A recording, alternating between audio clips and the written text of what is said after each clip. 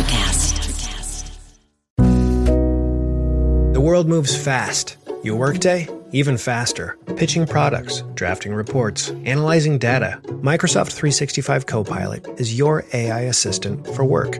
Built into Word, Excel, PowerPoint, and other Microsoft 365 apps you use. Helping you quickly write, analyze, create, and summarize. So you can cut through clutter and clear a path to your best work. Learn more at Microsoft.com/M365 Copilot. Not every summer we meet for a trip. Vacation has officially begun on Netflix. To best enjoy your trip, we suggest the following itinerary. I say we just wing it. Wing it. See where the wind takes us. From best-selling author Emily Henry Are you guys like a thing? Oh, no, we're just friends. Platonic travel companions. comes your next favorite rom-com. Who wants to go skinny dipping? Alex does. Vacation, Alex! I love it when you get weird. People We Meet on Vacation, now playing on Netflix. Rated PG-13. May be inappropriate for children under 13. I'm going to get killed for this, but I really like Night Moves. I love Night Moves. I am Night all Moves in on Night Moves. Night Moves. Wait, is that's not the Hollywood Nights one. That's a different one. No, Yeah. Working on a night moves. No, that one's so Working good. on Autumn's some closing in. hard So day Yeah. moves. Working on a night move. It's like if Jackson Brown and Van Morrison made sweet love to each other. Awesome. And added any money in for good. For goodness. Exactly. 50 years of music with 50-year-old white guys. Fellas!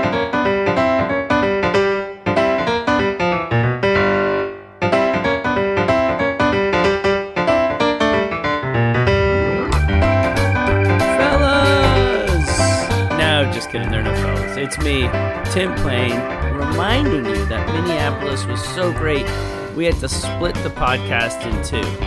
So now let's return to our regularly scheduled program.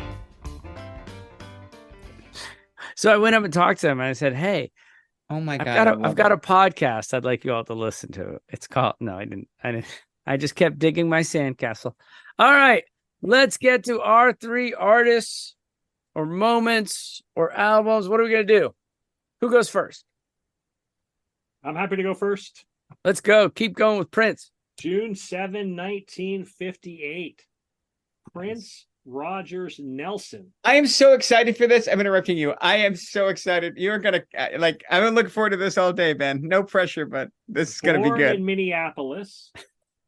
His dad, John Lewis Nelson, and his mom, Maddie Della Shaw, married 9 months earlier in Iowa. Married in Iowa because you couldn't get married again after a divorce in shorter than 6 months in Minnesota. So they go to skip town into Iowa, get married, immediately have a kid.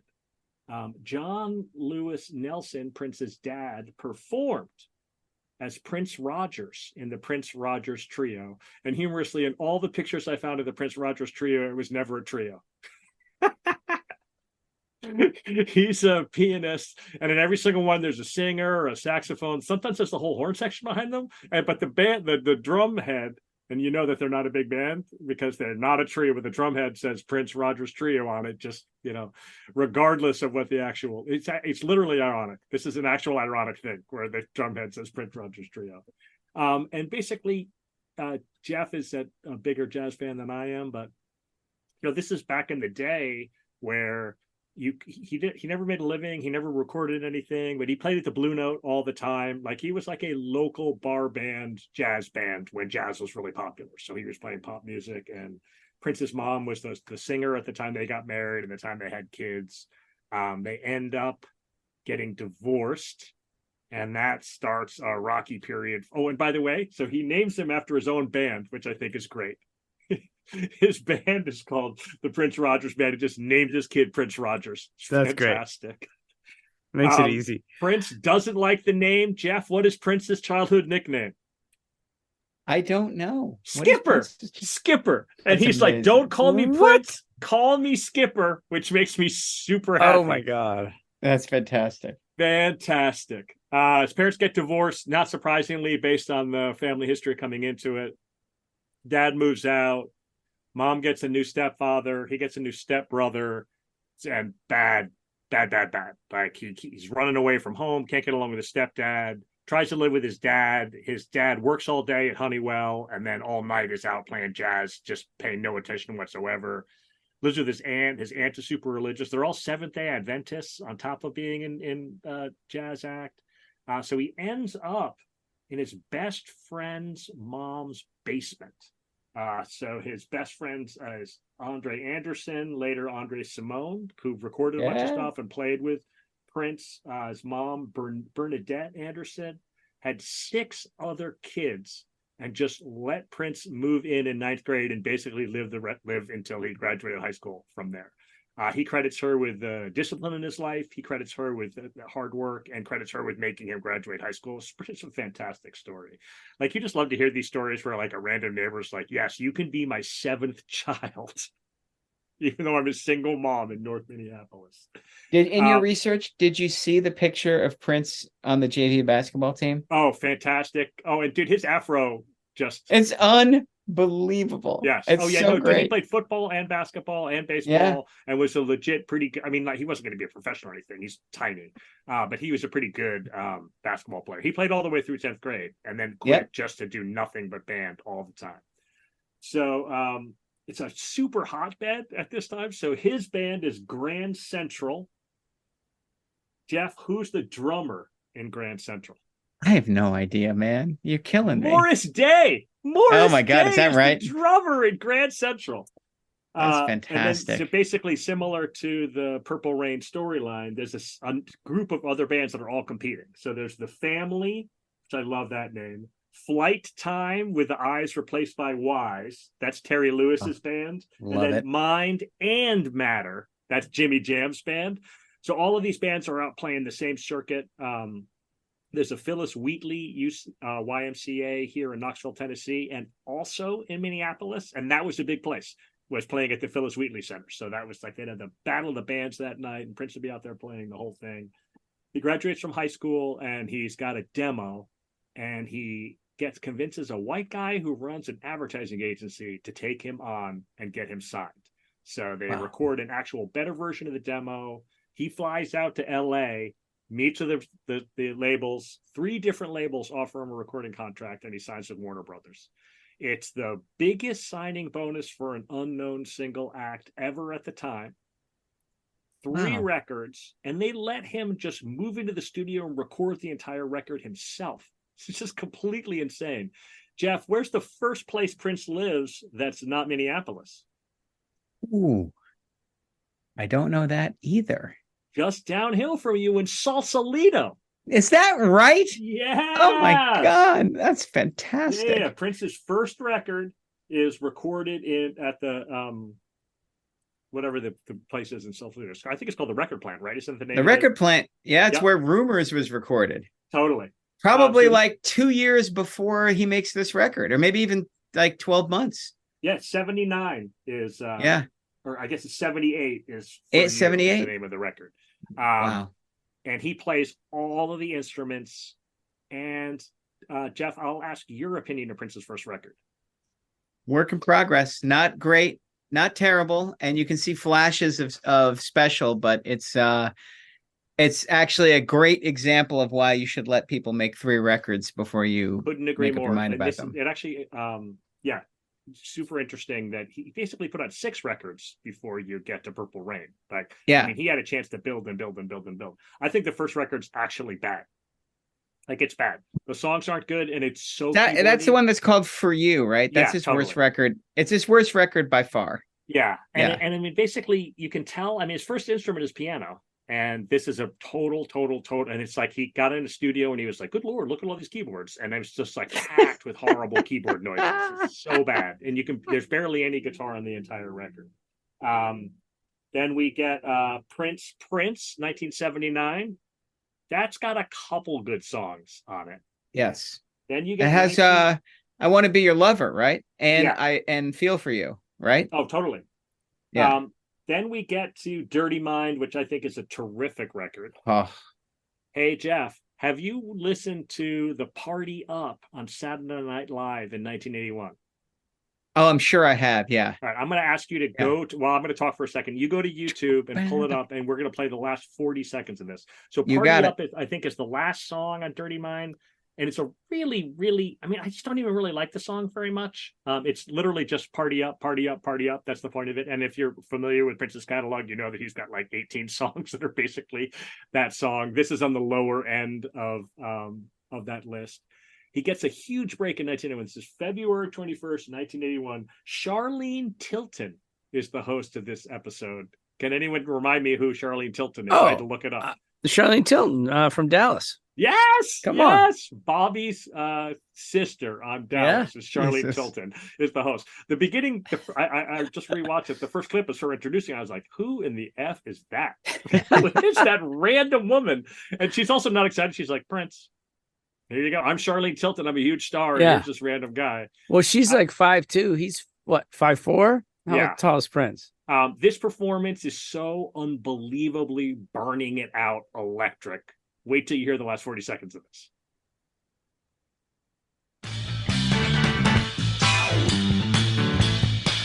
And he's freaking out doing the James Brown.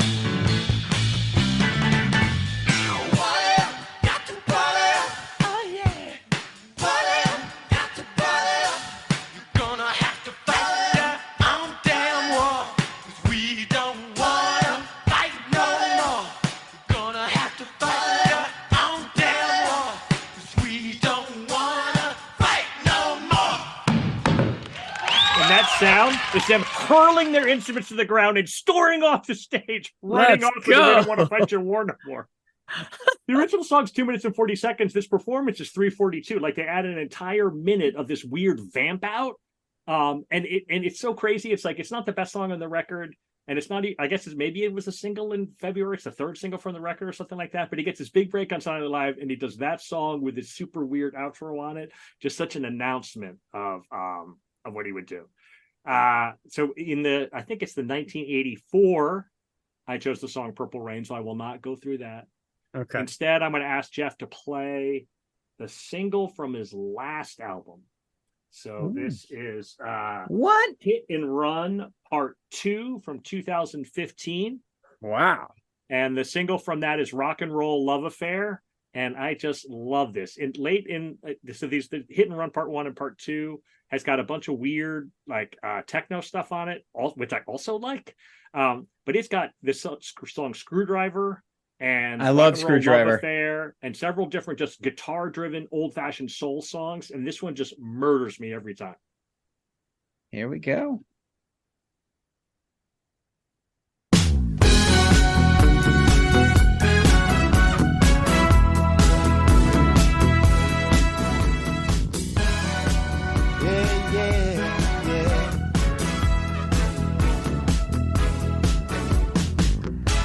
Believed in fairy tales and princes.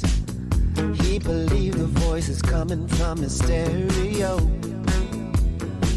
He believed in rock and roll. She left her past and those lily white fences and headed out to Hollywood in search of her soul. But she had to pay the toll. Yes, she did. They were bound to find each other. He needed proof, she needed a brother. That's when stars collide. When there's space for what you want, your heart is open wide. Isn't that beautiful? That's when stars collide. Good stuff, man. When your heart is open wide. So, that one absolutely just murders me. And again, I mean, the dude died at 56. He's freaking 11 years older than we are, and he's been dead for years. It's so unbelievably tragic. And I just find it so hopeful and lovable that he was still banging out. Like, and in particular, to do this kind of like weird retro song where you could tell that he was just hanging around in his bedroom, strumming away and playing a Chuck Berry riff, and he was like, "Oh, I had some horns, and we got something here." Great. Yeah. Fantastic. Oh, and I'll say last, we've chosen artists who are kind of sort of from a place, right? Like in New Orleans, I chose Mahalia Jackson. She's from New Orleans, but she lived her professional career in Chicago. Prince is legit from Minneapolis. Like he's Yes. actually from Minneapolis. When I went on a visit for fun, we went out to Paisley Park and saw it. I can't recommend it highly enough. If you like music, let alone if you like Prince, it's fantastic. But it's also so deeply, deeply strange. He built this like warehouse in suburban Minneapolis where there's an entire club inside it, and he would play the club. There's a famous story where Madonna comes to town and plays the Target Center, and then afterwards she comes out to the club, and then she and Prince serenade each other with a live band. And then there's a huge recording studio, and then there's a mansion. All of it in the same freaking weird space in suburban Minneapolis for no reason whatsoever. I was telling Georgia we're doing Minneapolis, and she was like, "Who are you choosing?" I was like, "You didn't know Prince is from Minneapolis?" And she's like, "Ha ha ha! He's not from Minneapolis. He's born there. He lived in L.A." I was like, "Oh no, my friend. Oh no, like, no!" First of all, not a less weird person would have done that. That's how weird this dude was. He was like, "You know where I'm just going to live out my days is in Minneapolis." So funny. I mean, he got really into the women's WNBA team. Like he was sat front row at all of their games, like wrote a song for them. Like he actually like lived in that town in a really, really, really super likable, but also relatively strange way. Yeah. Have you ever heard the Matt Damon story where Matt Damon's like in a green room with him on the Tonight Show or something? And he's like, "So, well, where are you living these days? Are you still in Minneapolis?" And Prince turns to him and he's like, "I live inside my heart, Matt Damon."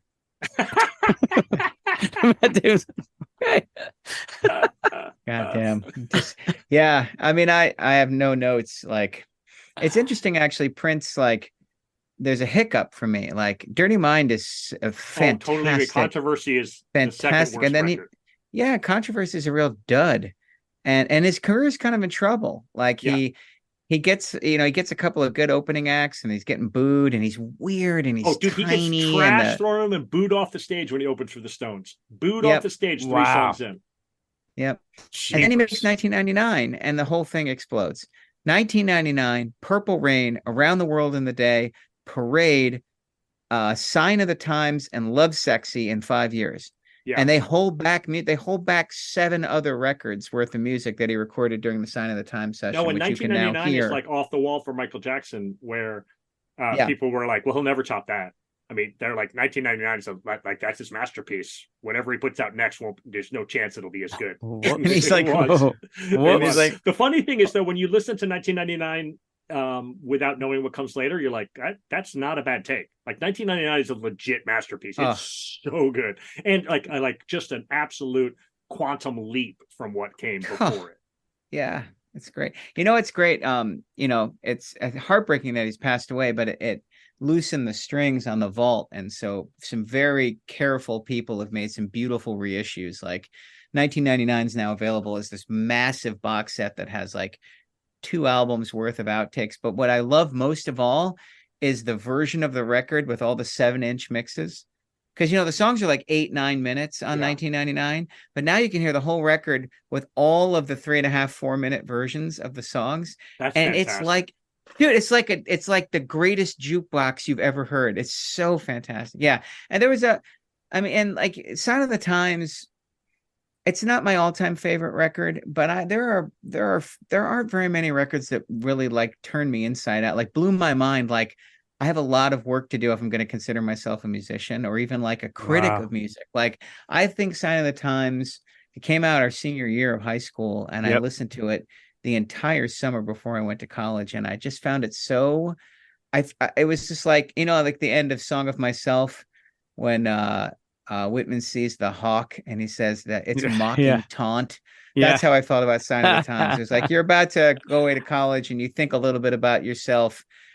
There's the line. I just try to match this. Yeah. Great. Just great. And so joyful. Like, if you forget how complicated and challenging and fantastic it is, it's also, he's so funny. Is there a funnier song than Housequake? Like, I mean, it's just dude, so that was the thing that I love about Release It from Graffiti Bridge. Like, God, he's so amazing. Or Movie Star. Have you heard that one? Wallet check, keys check. I mean, when he's like going out for the night. I mean, those songs are amazingly funny. He was so funny. I had that dream again. My small business needs to hire, but I don't use LinkedIn, and I hire an energy vampire. But also they're a literal vampire. And suddenly my team is spending all their time sharpening wooden stakes and buying bulk silver and rehearsing ancient chants, and then I wake up. Don't let hiring nightmares ruin your dreams. LinkedIn Jobs' new AI assistant takes insights from over 1 billion professionals to create a short list of the best fits for you. Post your job for free at linkedin.com/quality. Start hiring today with LinkedIn. Don't chew on that, Max. Cooper loves that chew, too. Oh, now he's into Cooper's food. Wow, he is loving it. What do you feed Cooper? Blue Buffalo Life Protection Formula. He never leaves a crumb. I love it because it's made with high-quality protein, nutrient-rich fruits and veggies, and wholesome whole grains. Looks like we're switching to Blue. Blue Buffalo foods are made with the superior ingredients your dog needs to thrive. Can your dog food say that? Visit feedbluefood.com to learn more. Damn it. All right, Jeff, let's do it. So the other side, so in 1987, probably my three favorite artists are all from Minneapolis. One is Prince, and the other two are the two bands I'm going to talk about. And Tim asked me to focus on the initial music I heard, right? You wanted to hear about like what's my memory of right. So I grew up, I'm here in the hometown I grew up in, and it's so much bigger now. It's so much more cosmopolitan. It's so much more connected to the cities around it. When I was living here, it was a tiny little town. It was like, 30,000 people. It was a solid hour on a 2-lane road to get into DC or Baltimore. There were no bars. There were no places like to see a band. You had to go into one of those cities. And so I would hear about music before I could actually hear it. I was constantly reading about music, and I was reading little punk fanzines. I was trying to get my hands on stuff, but I would hear about a band, and it would take like 5 or 6 months before the record got anywhere near me where I could buy the thing. And we didn't have a college radio station. But I was a little kid, and I was just full of belief that there was something more than the life that I was living. And so I was constantly looking for music that would give me permission to think about a different version of myself. And so two bands from Minneapolis changed everything for me. It changed the way I thought about myself as a musician, the way I thought about music, the way I thought about the way I might be able to use my little voice in the world. One was the Replacements, who I've talked about at length when we did 1985 and played Left of the Dial. The other is a Minneapolis trio called Husker. I heard both these bands probably within 3 months of each other, and I'm pretty sure it was the winter of 1984, like January, February 1984. I finally got my hands on these records, and there was a vacation. I think Dad had a speech in Charlottesville, Virginia or something. And we went, and I found a record store in a college town, and I was carrying a list around in my wallet of like records I was going to buy, like bands, like if you find a record by this band, you will buy it. And I spent all my money in like 5 minutes on Husker and Replacements and Black Flag and a couple of them, Agent Orange, I think. It's all this punk music that I had been hearing about, but hadn't had a chance to hear yet. And so, both these bands just turned me inside out. Like they sounded like I felt. They were loud and gritty and abrasive and a little snotty, but they were also deeply romantic, and they were trying to make connection, and they were self-reflective, and they were insular, and they were ambitious, right? They were trying to take an uncomplicated music form and make it complicated, and while they might put on the air of, oh, we're just drunken louts, the effort and craft that went into the performances and the songs spoke otherwise. And I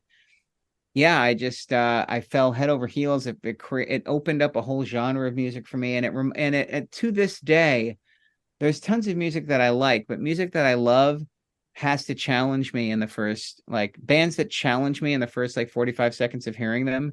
Like I just get so excited. I'm just like, oh my God, that was not what it took a left turn, and it wasn't what I expected, or it took energy and pushed it even further than I thought you could. So I'm going to play you the first minute of the first songs I heard by these bands. So the first thing I got my hands on from the Replacements was an EP. The first record is great. It's called Sorry Ma Forgot to Take Out the Trash, and it's 18 2-minute songs.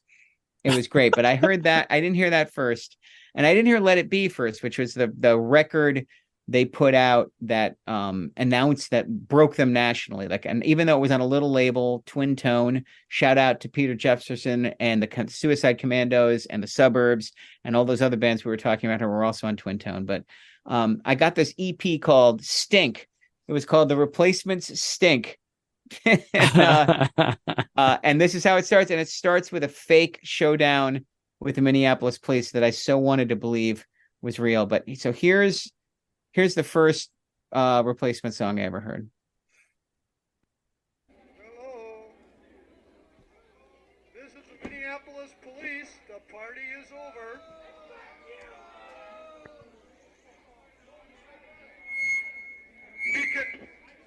If you all just grab your stuff and leave, there won't be any hassle. The party's been closed. The party is over with. Grab your stuff and go, and then nobody goes to jail. What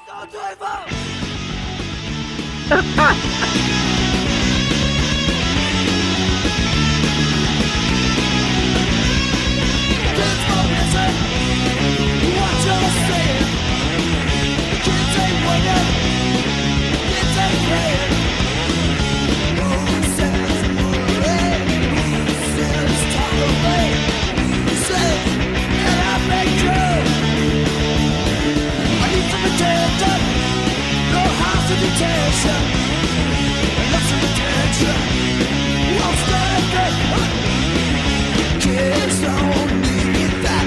Kids don't want that. Kids don't need nothing of the kind. Kids don't follow what you're doing in my face, out my ear. Kids won't follow what you're saying. We can.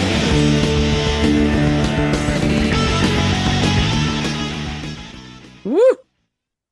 Yeah, it's just an adrenaline shot. And then they signed to a major label. They put out 3, I think, fantastic records before they implode.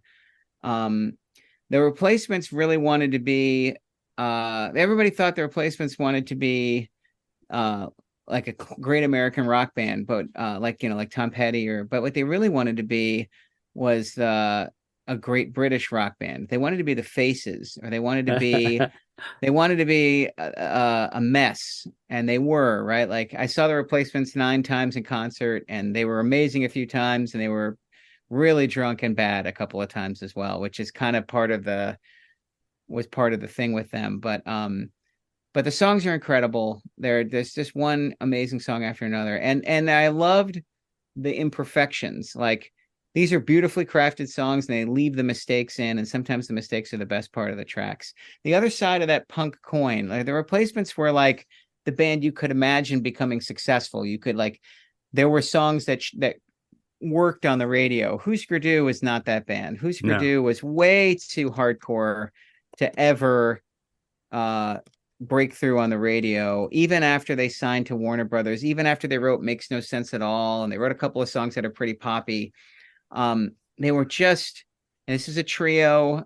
Bob Mould is not from Minneapolis, but he went to Macalester College and met Grant and Greg when he was a freshman, and they form a band together. And Husker Du is I don't even know how to describe even why I still love them so much. Like, they're held back by a lot. Like, the technology of their recordings is really minimalist. Like, the records sound bad. Like, they were recorded very cheaply in shitty studios, and they never got the chance to make a really great sounding record. And they broke up before they had a chance to take advantage of the Warner Brothers money and machine. But they were so crazily ambitious. The first record I heard for them was Zen Arcade, which is a double album punk rock concept record about a lonely kid. And it just blew my mind. It was hard to listen to. Like, Husker Du, the hardcore stuff is still too hardcore for me, but the stuff that's just on the edge of being too abrasive, but has all this Beatlesque, like, pop craft and harmony. Like once you hear the melody in a Husker Du song, that's what that's what my ear goes to, and all the noise and abrasion becomes something I love, not something that and they have songs I can't do that with. There are songs that are, even on Zen Arcade and on some of the records that are some of my all-time favorites, there's one or two tracks where I'm like, this is just it's too nothing to it. It's just screaming. But when they pull it back a little bit and add a little bit of sweetness to it. So this is the first song on Zen Arcade. And I just found this record overwhelming. It cost all my money. Like I found it. I love this. When I bought it, it was $12.99 in 1984. It was every cent I had in my wallet, and I bought it. I brought it home and I put it on, and I was just like, "Good Lord!" Like I don't know what to make of this, but I just, it was the record I was going to listen to for the next 4 months. And by the time I spent $12.99 on it. That's what I'm saying. Dang right, you got this. Thank God I bought the right one. I still love this band. It makes me sad that all the master tapes are lost and in litigation or destroyed, and there's not gonna be a chance to go back and kind of fix these mixes and give them the 2023 treatment that they could really use. Of all the recorded music I love, this is the sound of this feels to me like, oh, if only they'd had a little bit more time and money. But I still love these songs so much. So this is called Something I Learned Today, which is the first song on Zen Arcade's 23-song, 81-minute trip through one lonely Minneapolis kid's long night. So.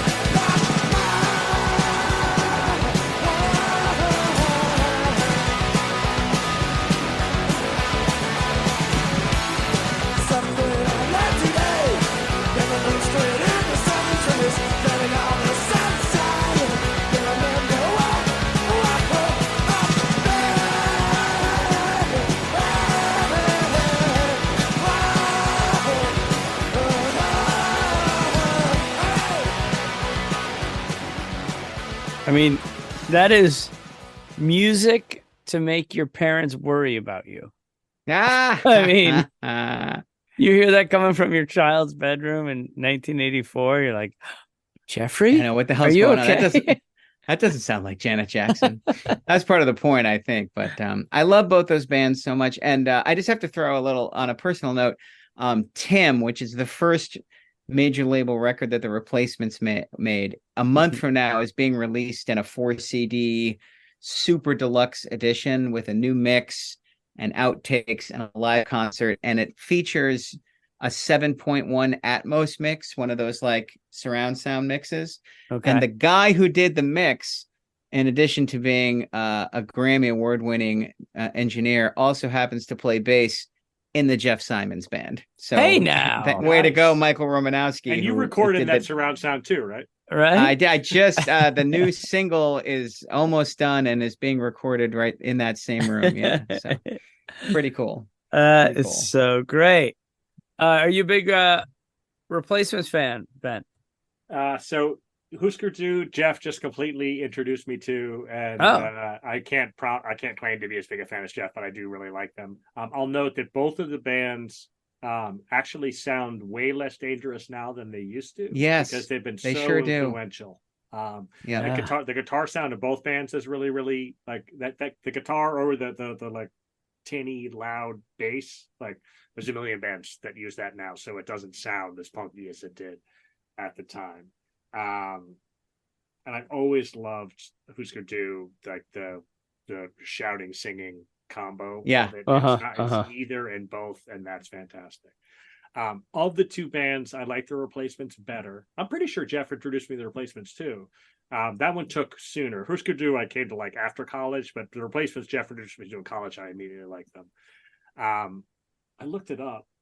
August 1989, the only time I was able to see the Replacements for Tom Petty at Brendan Byrne Arena, and they were so unforgivably awful.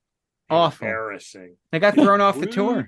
And rude. Like just go fuck yourselves. And I'd already seen, like, this is 89, so I'd seen Petty 5 times before that. So I basically went to go see the Replacements. And believe me, if I could have seen them in a cool club in Minneapolis, I would have done that. But I was just a kid who liked him in 1989. Yeah. And it's hard to forgive that. I could never have them in my top tier of bands, period, just based on them shitting in a cup and throwing it in my face. I saw them do that on that tour, probably like 2 nights before that in Merriweather Post Pavilion. They came out, did 2 songs, like A House on Fire. Stage went dark for 8 minutes, and they obviously were just drinking, and then played country covers until they fell off the stage and they got booed off stage. And then they were thrown off the tour like 3 nights after you saw them, just for being unprofessional. No, also, I thought Petty was just like, I'm not subjecting my fans to your psychosis. I thought they broke up on that tour, but that's not right. Like one guy quit and then they broke up a year later. But I mean, dude, they should have broken up on the tour. They obviously were disinterested in being whatever it was. Yeah, I saw the Replacements for the first time at the Tower Theater in 1987 on the Pleased to Meet Me tour with the Dead Milkmen opening. Oh, nice! Cool. And then I saw them again at the Tower in 88, and then I saw them in DC in 89 at the Warner Theater, and then I saw them their third show from the end. I saw them at the University of Utah in 1991, driving across the country after we graduated when I was headed out to my job. So I stopped in Utah to see the Replacements. Some of those, I did. Some of those shows were blinders, just amazing. But I saw them at their worst at that Petty show too. And you're right. It's just, and they'll be the first to, one of my greatest music memories, they did a reunion tour in 2013 or something. It was in the last 10 years. Maybe it was more recently than that, but they played the Masonic in SF, and everybody who had a ticket was either a 16-year-old kid who was just discovering the myth or a 53-year-old dude who was wearing his old Replacement shirt. And they were great. They had Josh Freese on drums, and they had Dave Minahan helping out on guitar. It was just fantastic. And they played Bastards of Young, and all these strangers put their arms around each other and start crying. Like, I'm in the pit with like 100 guys and one guy there, but everybody just starts hugging each other, and we're singing. Tears are just streaming down people's faces. And I mean, it was really, it was a pretty magical moment. Like that band obviously was a lifeline for so many of us in the audience that like, it's going to be okay. It's like when the first time you see Monty Python and you're like, okay, I'm going to be okay. There's other people out there like me. Like Replacements music was like that for me as well. All right. That's really, really cool stuff. As a matter of fact, your Monty Python reference, Terry Gilliam from Minneapolis. There you go. That? Nice job, Jeff Simons. Way to bring us full circle. Well, I've already decided that this is going to be a 2-parter. We can't put out a 95-minute podcast. India will kill us. So we got to put this out in 2 parts. But I feel I still have to hurry because holy cow. Hurrying. If we're gonna there's hurrying. 2 parts. Look at Ben Barton's back right now. It's a shadow of itself. He knew what he was in for. Hey, I'm going to do the Hold Steady, and I want to start with just a little quick song. You only have to give like 20 seconds, 25 seconds of Lifter Puller, Jeff Simons. What is it? The Lake Street is for Lovers? I'm on it.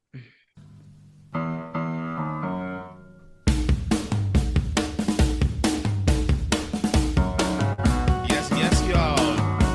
Standing on the corner making eyes at the commuters making eyes. Yes, y'all. Living on a bar stool and lying to the barflies, telling lies. All right. Your arms look just like as you crawled out of the pager store. Smoking weed and making money. Your eyes, they look like open sores. You made love to the Jersey Shore. All right. Oh my God, that was amazing. Isn't that amazing? So I don't know. So funny. I don't know Lifter Puller that well. Rick was talking about him in his email to me. But what I do love is Craig Finn's poetry. I love Craig Finn's writing. I love the worlds he creates. I love the different figurative language he uses. I'm all in on Craig Finn, but I also love the fact that Lifter Puller didn't make it. Because if Lifter Puller had made it, we wouldn't have the Hold Steady, which seems like a band that did away with some of the cleverness that was bogging down Lifter Puller. And I remember, Jeff, when we were in grad school and we were talking about getting a band together, and Jay's like, yeah, and our band will have a DJ. And you were like, why are we going to have a DJ? It's like, well, every band now has a DJ. You just got to have one guy. And exactly what Lifter Puller seemed to have there in the background. And so that band No band needs a DJ, but every band needs a hype man like that. Jeff, you should add a guy. Just hire me to be like, yes, y'all. Just hanging out in the back doing that. It would make a lot of sense in your music, I promise. We're gonna make that work for sure. So the Hold Steady is formed by Craig Finn and the bassist from Lifter Puller, whose name I don't remember, but I guess they were watching a documentary on the band, they were watching. I think it was The Last Waltz. They were watching, and they're like, why aren't there bands like the band anymore? And they went ahead and started putting together the Hold Steady, which I think was started as a bar band for it's a stand-up comedy troupe, the Upright Citizens Thank Brigade. you, the Upright Citizens Brigade. They started playing at a bar in New York City, and then in 2004, we get their first album, and you're gonna play Most People Are DJs.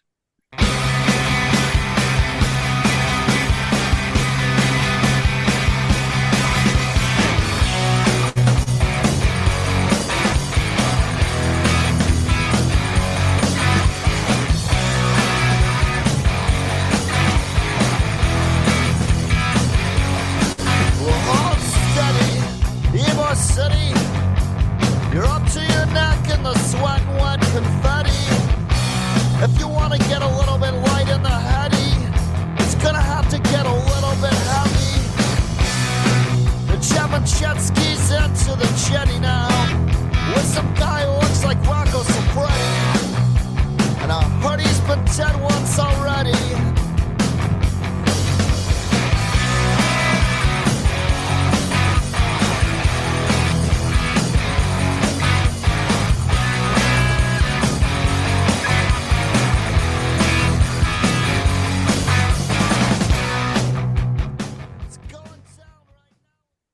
I once had a writing professor talk about, when you write, go for specificity, but don't worry about people not necessarily getting your references. Yes. That's a great call, Tim. It's such a great call. It's like, he goes, because, eventually people will catch up, or people will figure it out, or the context will give it, or people will gloss it over. It's like, but for the 7% of the people who get it, it just is going to land so well. And I find myself Googling when Craig Finn drops a name like that. I'm like, all right, who the hell's that? I got to go Google it. And then it's super fun to kind of follow Craig Finn's line of thinking. I don't know. We have seen the Barbie movie. Yes. Yes.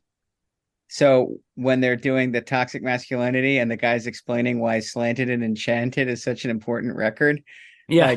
Oh my God. I can't even believe that's in the final cut of the movie. And I almost threw up. I was laughing so hard. Completely. I thought of you the second the word Slanted and Enchanted came out. And sadly, to report, I thought of myself when they did the Godfather part. Oh, right? Yeah. Too. I had to ask Georgia, because Georgia and I watched it together, and I was like, how bad was I? And she was like, oh, shit. It was just so great, because Slanted and Enchanted, 90% of the people watching that movie are like, what the hell was that? But I mean, I was like, it's the perfect record for the point they're trying to make there. I just died laughing. I loved it so much. That was such a great moment. Well, and dude, the other thing that's great about the specificity is sometimes you just fill in your own imagination for what it is. Yeah. Like there's all these characters that run through these songs and you're like, what are they doing? And where are they? And what are these bars? And you're just picturing it all in your mind. Like it creates this entire world for you. Yeah. Yep. It's really, really terrific. And they are a kick-ass live rock and roll band. Musically, talk about bringing the goods in concert. Jesus, that band. I've seen them 4 times, and all 4 shows, I was like, boy, these guys are great. I am having such a good time. Yeah. I love them. I mean, hell, I ripped him off as hard as I could for my first single this year. Like I was that was not a rip-off. I'm just writing a whole steady song. That was an homage. Yeah. Homage. Thank you. And you somebody get Craig Finn. I've been liking everything Craig Finn does on social media, hoping that my song. Well, like I've sent it to him twice, and I'm like, yes, like. Somebody get that guy a copy of my song, please. Maybe Rick knows someone in Minneapolis who knows someone. I met Craig Finn at Bonnaroo, Ben, when we saw them. You know, he was poking around backstage, talking about I can't remember some book that he had just read that I had read, and I was like, I really like that too. And he was like, what did you? And we talked for like 5 minutes about, I can't remember now, but he was such a just bright, quick, like he was just there to have conversations. Yeah. Nice. I think I've recommended this before. Unpleasant Breakfast, 2 Hold Steady records ago, is the top 5 Hold Steady song. It's so unbelievably great. It's George's favorite Hold Steady song, and it just murders me every single time. It's so good. Unpleasant Breakfast, Summer of Drugs, Prince movie star, anything else? Oh, and a slasher flick in the Mall of America. There's some notes coming from this here podcast.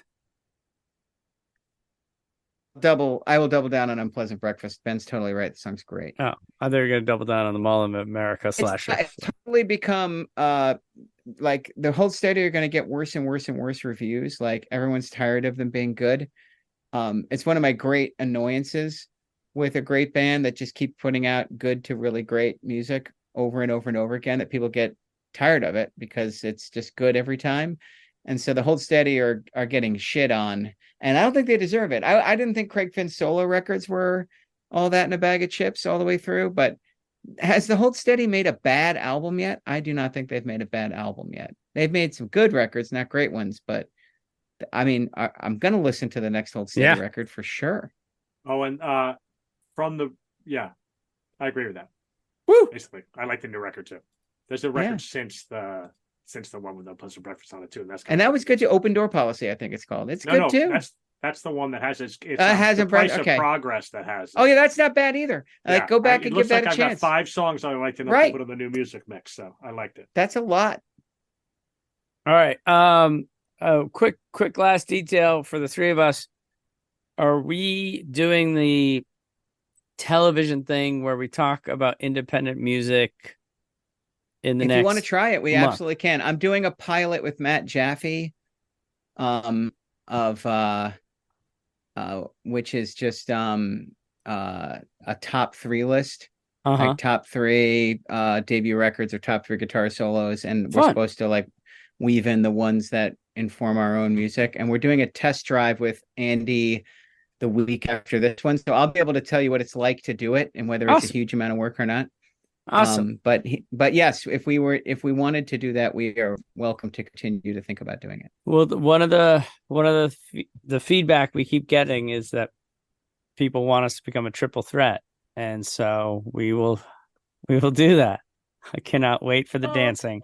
All right, gentlemen, you are awesome. I've got a geographic note. Are you ready? What do you got? I'm going to suggest that we stay on the Great Lakes. I believe you have not visited Detroit Rock City. Let's do Detroit. It.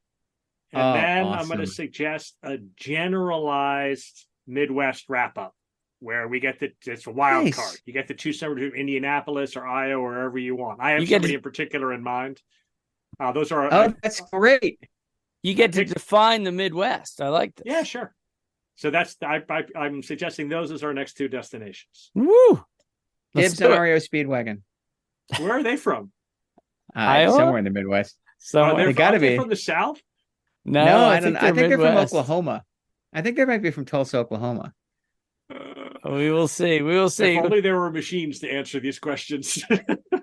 It's more fun to think. I'm looking it up. All right. So that Are you really gonna cut? Are you really gonna cut this in half? I think we cut it into idea. two because you know why?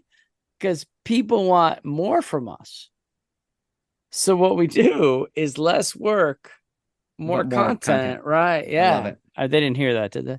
They're from they all met at the University of Illinois. They're from Champaign-Urbana. REO Speedwagon. That's pretty fantastic. Let's go.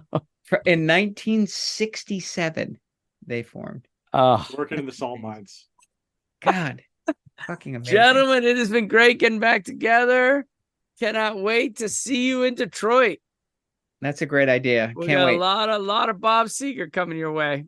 Dude, listen. It's really not funny. I'd rather listen to Steely Dan. This is Steely Dan than Bob Seger, and that's how you bring it all the way back to 3 hours ago. Timmy, if you choose Bob Seger, I'm going to have your back for sure. I'm going to love that.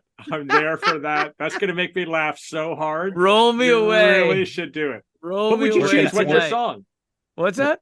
What's your song? Roll me away. I met a girl. I had a few drinks. I told her what I decided to do. What's yours, Ben? What's your go-to Bob Seger? Oh, so I would definitely. What's the really dumb live one? Whether it is a woman or a man, where he goes to bed and the amplifier's in his head, and then the sax comes in. I'm like, God damn, it's hard to be Bob Seger. Thank you, Bob. Thank you for your service, good sir. That song has no ending. It's hilarious. He's like, I'm just gonna go to bed now. Is that still the same? No, which one is that? Is that It's you're a million miles away. Yeah. So Echoes. I really like. I'm gonna get killed for this, but I really like Night Moves. I love Night Moves. I am all in on Night Moves. Night Moves. Wait, that's not the Hollywood Nights one? That's a different one. No, working on a night move. No, that one's so working great. Autumn's closing in. So working on a night move. It's like if Jackson Browne and Van Morrison made sweet love to each other. Awesome. And added any money in for good. Exactly. In the summertime. Good stuff. Hollywood Nights is awful. That song is. I love that one. There's like 6 good Bob Seger songs. You guys are killing me. Bob Seger's. All right, I'm definitely picking him now. All right, talk to you later. You go against the wind, Timmy. That's it. That's me. Just with stallions. By the way, Barbie, the fact that there are horses, the horses joke killed me too.